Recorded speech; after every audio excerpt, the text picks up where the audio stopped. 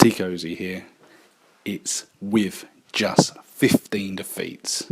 It's Saturday night and we've just watched Anthony Joshua win the IBF World Heavyweight title by stopping Prince Charles Martin in 2 rounds.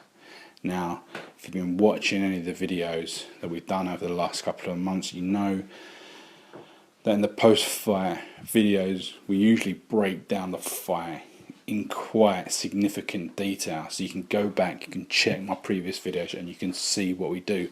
But in this video, the fight was so short, doesn't really warrant it, so we're just going to talk about it generally. But Anthony Joshua has won it, and he met an opponent in Charles Martin who was timid, who was stiff, stationary, static, and did not throw much. Not a lot of movement. Wasn't really looking to capitalise. And all Joshua did was he played the patient game. He moved relatively well. His head was incredibly static himself. Very little head movement from Joshua, but he didn't need it. He didn't need it because he didn't need to evade shots, didn't need to evade big shots. So he just did his usual game where he was patient, looking for openings, and he was firing those shots in. And first round, fairly comfortable. Moving into the second round, just continued as the first round left off. And a few exchange of punches, and then sweet little right, Martin goes down, and he seemed to go down relatively heavy on his left side. He was smiling, he was laughing. He did get up, made the count, and almost immediately 1-2, and Martin's back down again. This time he landed straight on his backside, and again he's laughing, he's smiling. The referee goes straight up to him. He's showing him the fingers. He's showing him the count. 5, 6, 7. He starts getting up, but very, very lethargic, very, very slow. And then at 10, he's up. Looks at the referee. The referee calls it off. And as they always do, they're complaining, "Why have you called it off?" So I don't know whether that was just a bit of gamesmanship, but it was a fair stoppage, 2 clean knockdowns, and if he wanted to make the count, he should have really got up a bit more pronto.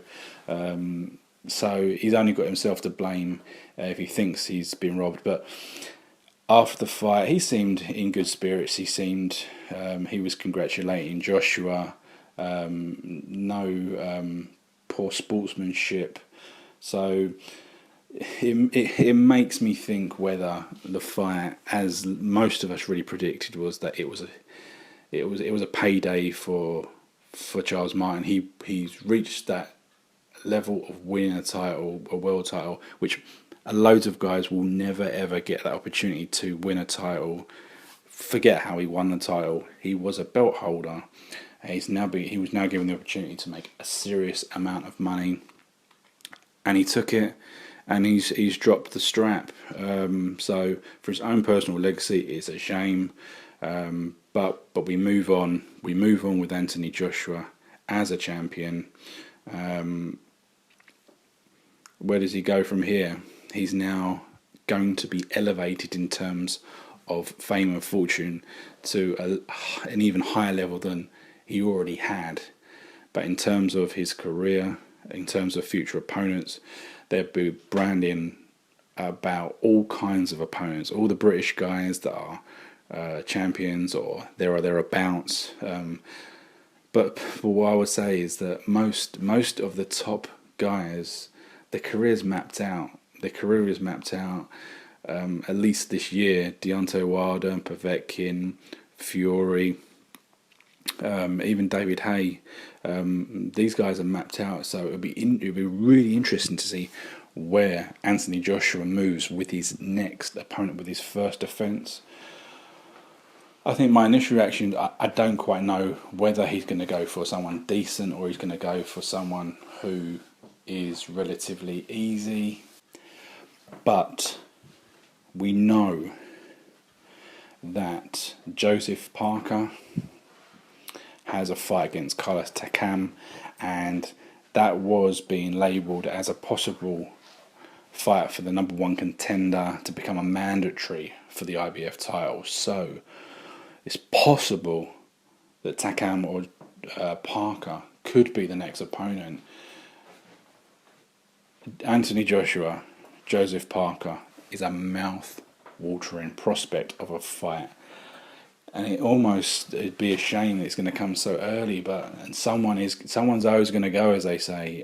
But we'll have to see if Parker can get through to Cam first. But that's for the future. Today's all about Anthony Joshua.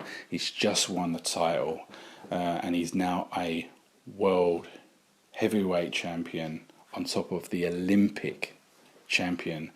A phenomenal achievement for anyone. Very few people achieve that double. He's done it. Regardless of what we think, he has still yet to fight a credible opponent. Charles Martin, on the face of it now, we're seeing he's not a credible opponent, but he's there. So thanks for watching this review video. Give us a thumbs up. Give us some comments. What did you think about the fight? Was it how you expected it to go? And who do you think Joshua should fight next?